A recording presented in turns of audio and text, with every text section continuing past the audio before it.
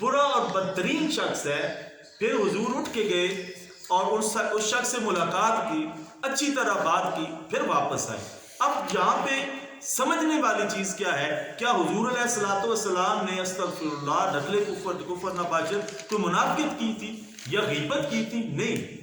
حضرت عائشہ صدیقہ کو جو انہوں نے فرمایا تھا کہ یہ اپنے قبیلے کا بدترین شخص تھا، یہ انفارمیشن تھی جو حضور نے اپنی زوجہ محترمہ کو دی کہ یہ میری غیر موجودگی میں بھی آ سکتا ہے، میری عدم موجودگی میں. اب جس طرح کا برتاؤ ابو ذر، بلال یا جس طرح حضور علیہ الصلوۃ والسلام کے وفادار غلاموں کے ساتھ برتاؤ کیا جاتا ہے، شاید اس طرح کریں اور یہ کوئی دھوکہ دے کے یا کوئی نقصان پہنچا کر چلا جائے. تو اس لیے حضور نے ان کو انفارم کیا.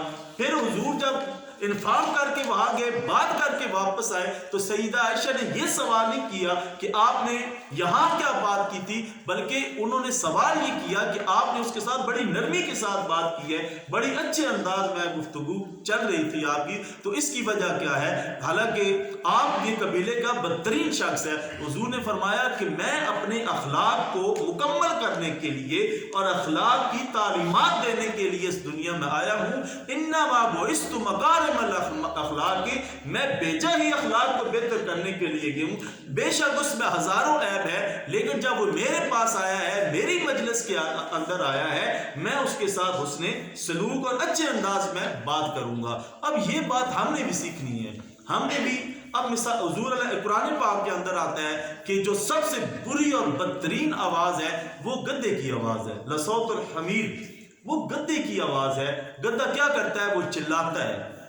اب یہ سمجھنے والی بات ہے بچوں کے لیے کہ دور سے چلانا، اونچی آواز میں چیخنا اور اس طرح کا طریقہ جو ہم کھیل کود کے درمیان، یا اکثر بچے جن کو یہ عادت ہوتی ہے وہ اس طرح کا عمل کرتے ہیں، تو یہ نہیں کرنا، یہ ناجائز ہے. بلکہ حضور نے فرمایا کہ اچھے انداز سے خوبصورت اور نیکی کی بات کرو یا نرمی کی بات کرو، اچھی گفتگو کرو، نرمی کی بات کرو.